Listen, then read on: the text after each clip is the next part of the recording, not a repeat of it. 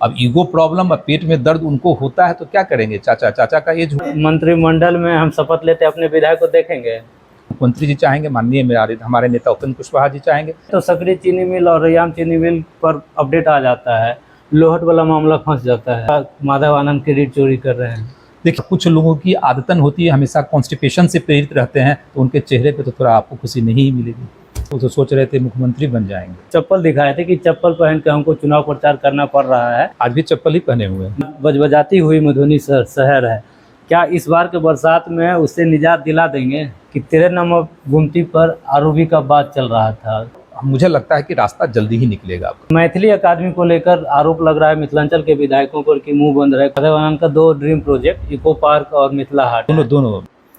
नमस्कार, जनमानस पर क्लिक कर चुके हैं आप। इस वक्त हम हैं हमारे अपने मधुबनी के विधायक माधव आनंद जी से, उनसे बात करते हैं। चुनाव के बाद ये पहला इंटरव्यू उनसे हम ले रहे हैं और चुनाव में जो वादा किए थे और सोशल मीडिया पर जब हम इनकी खबर लगाते हैं तो इनके बारे में जो रिएक्शन आता है वो, और विपक्ष के तरफ से इनके लिए जो बातें कही जा रही है, उन सब चीज़ों को लेकर आज इनसे बात करने के लिए हम पहुँचे हैं।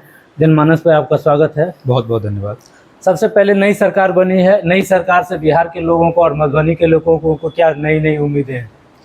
देखिए, सरकार तो लगभग एनडीए की सरकार पहले भी थी, अभी भी एनडीए की सरकार है। सिर्फ लीडरशिप में चेंजेस आए हैं। पहले माननीय मुख्यमंत्री जी के नेतृत्व में हम लोग, श्री नीतीश कुमार जी के नेतृत्व में काम कर रहे थे।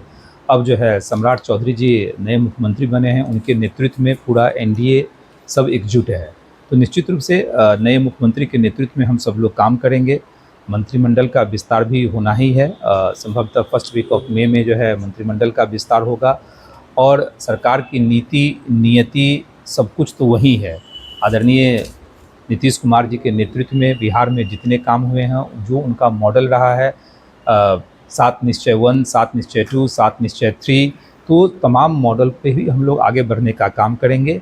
और स्वाभाविक है कि जब नई सरकार बनती है, नया नेतृत्व हम लोगों को मिलता है, तो बहुत सारे नए चीज़ भी आपको देखने को मिलेगा। तो पूरे बिहार में एक खुशी का माहौल है और हम लोग को पूरा विश्वास है कि आदरणीय मुख्यमंत्री जी के नेतृत्व में बिहार नई ऊंचाई को छुएगा। और जो हम लोगों ने संकल्प लिया है, विकसित भारत और विकसित बिहार की जो परिकल्पना की है, उसको जैसे साकार करने का काम आदरणीय मुख्यमंत्री जी के नेतृत्व में हम सब लोग जैसे मिलकर करेंगे। सरकार बदलने के साथ ही लोगों के मन में शराबबंदी को लेकर भी चल रहा है, चर्चाएं बाजार में भी है और सब जगह है कि शायद हो सकता है बहुत जल्द इस पर वापस हो जाए। और आपने सदन में भी उठाया और सदन के बाहर भी इस पर आप मुखर होकर बोलते रहे हैं। बहुत सारे चीज़ होते हैं और मुझे लगता है यह राइट टाइम नहीं है कि उस विषय पे जैसे भी बात किया जाए। जब समय आएगा तो निश्चित रूप से प्रशांत किशोर कह रहे हैं कि बैकडोर से तैयारी चल रही है हटाने की। अब प्रशांत किशोर जी की बातों पे हमको क्या बोलना है। प्रशांत किशोर जी को तो जनता ने नकार दिया। वो तो आशा कर रहे थे, वो तो सोच रहे थे मुख्यमंत्री बन जाएंगे। क्या हुआ, उनके कैंडिडेट तो मुझे विधानसभा क्षेत्र से भी खड़े थे। क्या उनका हश्र हुआ, कितने वोट आए?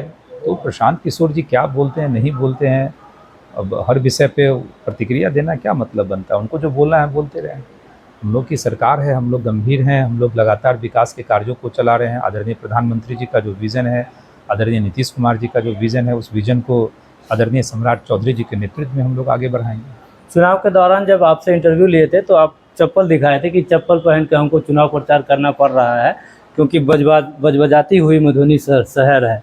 क्या इस बार के बरसात में उससे निजात दिला देंगे? आज भी चप्पल ही पहने हुए हैं। नहीं, अभी तो चूँकि आप यहाँ हैं। आज भी चप्पल ही पहने हुए हैं और निश्चित रूप से जितनी समस्याएं हैं अपने मधुबनी शहर में खासकर, उस समस्या का निदान कैसे हो उसके लिए मैं पूरी तरह गंभीर हूँ, चिंतित हूँ और समाधान का रास्ता निकालने की कोशिश कर रहा हूँ। बहुत सारे प्रयास किए हैं, सफलता भी कुछ मिली है, लेकिन समस्याओं का इस तरह लाइन में इतनी समस्याएं हैं क्योंकि 15 साल लंबा वक्त होता है। लेकिन मुझे पूरा उम्मीद है कि जिस रूप में मेहनत कर रहा हूँ, ईमानदारी के साथ मेहनत कर रहा हूँ, सारे समस्याओं का निदान करूँगा। पेयजल के भी संकट न हो, गर्मी जो है सो अब काफ़ी बढ़ गया है, पेयजल की समस्या न हो, मानसून के टाइम में जो है जल जमाव की स्थिति न हो, तो उन तमाम चीज़ों पर हम सब लोग जो है गंभीर हैं। लगातार शासन प्रशासन सरकार के माध्यम से जो है समन्वय स्थापित करके एक एक समस्याओं का निदान करने की कोशिश कर रहा हूँ। जहाँ तक आपने कहा जल जमाव की समस्या, यहाँ ड्रेनेज सिस्टम की क्या स्थिति है सबको पता है। जितने भी कैनाल हैं सब गाद से भरा हुआ है। अभी नगर निगम की जो लास्ट मीटिंग थी उस मीटिंग में हम लोगों ने निर्णय लिया कि कैनाल की सफाई होनी चाहिए। अब कैनाल के जो आसपास का जो इलाका है वो देखिए लगभग अतिक्रमण है पूरा किया हुआ है। अब किसके कार्यकाल में अतिक्रमण हुए, अब उसमें पूर्व विधायक जी बोलेंगे कि भैया अतिक्रमण उनके रहते हुए अतिक्रमण सब जगह हुआ है। अब उसमें मशीन ले जाने के लिए भी जगह नहीं है कि मशीन ले जाके हम कैनाल को साफ़ करवावें, गाद को साफ़ करवावें। आप अनुमान लगाइए इस तरह के काम मधुबनी में माननीय पूर्व विधायक जी ने किया है। तो माननीय पूर्व विधायक जी ने जितनी चीज़ें हमको दे के गए हैं, फिर भी मैं उस चैलेंज को स्वीकार करता हूं और एक एक चीज़ को जो है हम लोग देख रहे हैं, समस्या का निदान। जाम की समस्या को लेकर आप बोले कि सड़क चौड़ीकरण वगैरह सब कुछ हो रहा है। एक चूँकि आपके अधिकार क्षेत्र का भी बात नहीं है, लेकिन लोग जानना चाहते हैं कि 13 नंबर गुमती पर आरओबी का बात चल रहा था, नवंबर में कहा जा रहा था कि उस पर कुछ अपडेट है? देखिए 13 नंबर गुमती वाली बात है। पहली बात की रेलवे जो है केंद्र सरकार के अधीन है और मैं लगातार दोनों सांसद महोदय, चाहे मधुबनी के सांसद हो या झंझारपुर के सांसद हो, दोनों के साथ हम समन्वय स्थापित करके रेलवे मंत्रालय के माध्यम से, वैसे देखा जाए तो ये पूरा कार्य जो है दोनों सांसद के अधीन है क्योंकि केंद्र सरकार की बात है। फिर भी चूँकि मेरे क्षेत्र का मामला है और मैं भी उस मुद्दे को लेकर गंभीर हूँ, दोनों माननीय सांसद से मैं रिक्वेस्ट करके समन्वय स्थापित करके उसको आगे बढ़ाने का काम कर रहा हूँ। अभी 21 तारीख को दिशा की भी मीटिंग है मधुबनी में, तो दोनों सांसद महोदय भी रहेंगे, तमाम अन्य जो है अधिकारीगण भी रहेंगे और भी विधायकगण रहेंगे। पुनः उस मुद्दे को जो है हम जो है गंभीरता से जैसे उठाएंगे और मुझे लगता है कि रास्ता जल्दी ही निकलेगा। आपका विधायक बनने के बाद विधानसभा में मैथिली में शपथ लिए थे, आपके साथ कई विधायकों ने मैथिली में शपथ ली थी, लेकिन मैथिली अकादमी को लेकर आरोप लग रहा है मिथिलांचल के विधायकों पर कि मुंह बंद रहे, कुछ बोलते नहीं। मैथिली के प्रति हम लोग कितने गंभीर हैं, मैथिली के प्रति तो हम लोग बहुत गंभीर हैं। अब जो एकेडमी है पटना में भी कार्यक्रम हुआ था, हम लोगों ने भी कहा था कि सिर्फ मांग नहीं, आप हम लोगों के माध्यम से जहां आपको उचित लगता है हम लोगों के माध्यम से रिप्रेजेंटेशन कीजिए और जो भी जितना संभव हो सकता है हमारी सरकार, चाहे केंद्र की सरकार हो या बिहार की सरकार हो, मिथिलांचल के लिए, मिथिला वासियों के लिए और खासकर मैथिली लैंग्वेज के लिए हम लोग जैसे कृत संकल्पित हैं कि किस तरह उसको बढ़ावा दिया जाए, उचित जगह मिले, उन तमाम चीज़ों पे गंभीर हैं। लेकिन एकेडमी को भी जो है सो गंभीरता के साथ काम करने की आवश्यकता है। चीनी मिल की बात होती है तो सकरी चीनी मिल और रैयाम चीनी मिल पर अपडेट आ जाता है, लोहट वाला मामला फंस जाता है। कोई लोहट का मामला नहीं फंसा हुआ है। लोहट का मामला जो फंसाना था पूर्व विधायक पहले से फंसा के जा चुके हैं। लोहट में सबको पता है, अगर बिहार सरकार ने पहले ही कैबिनेट की मीटिंग में जितनी बंद पड़ी हुई चीनी मिल थी उसको फिर से शुरुआत करने का निर्णय लिया, नई चीनी मिल लगाने की भी बात कही। सबको पता है कैबिनेट के पहला अप्रूवल उसी का था। सकरी और रैयाम इसलिए चालू हो रहा है क्योंकि सकरी और रैयाम दोनों के पास लैंड है, दोनों जो है अपने गन्ना विभाग के पास है। लोहट का चीनी मिल तो इनके कार्यकाल में रहते हुए इथेनॉल वाले को जा चुका है। तो वहाँ जब ज़मीन ही नहीं है तो हम चाहकर भी, हम तो अभी भी कोशिश कर रहे हैं।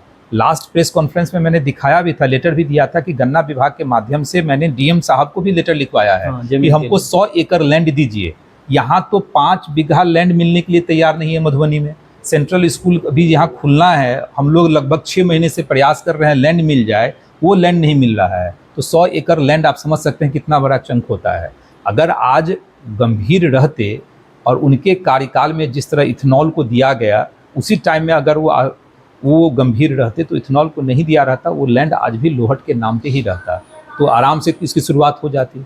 लेकिन लोहट के साथ समस्या है, लैंड नहीं है। फिर भी मेरी पूरी कोशिश है कि जिस तरह सकरी और रैयाम, सकरी तो मधुबनी में ही है तो सकरी से भी फ़ायदा मिलेगा, रैयाम से भी फ़ायदा मिलेगा क्योंकि सब सटा हुआ है। फिर भी लेकिन हम प्रयासरत हैं कि लोहट चीनी मिल को भी जैसे चालू कैसे किया जाए।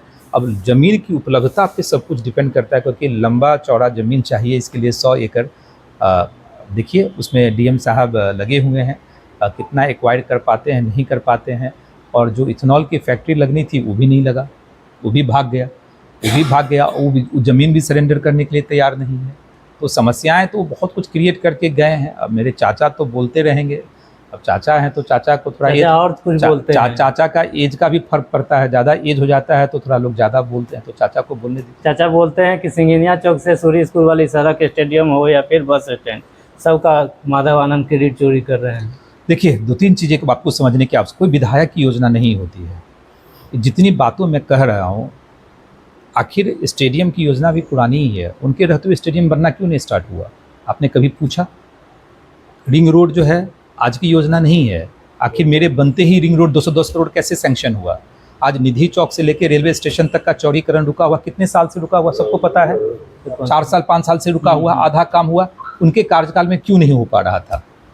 आप पूछिए ना, आप सारा चीज़ पूछिए। जब हमने बस स्टैंड की बात की, बस स्टैंड जो है रामपट्टी शिफ्ट करने की, उनके सामने क्यों नहीं हो पा रहा था?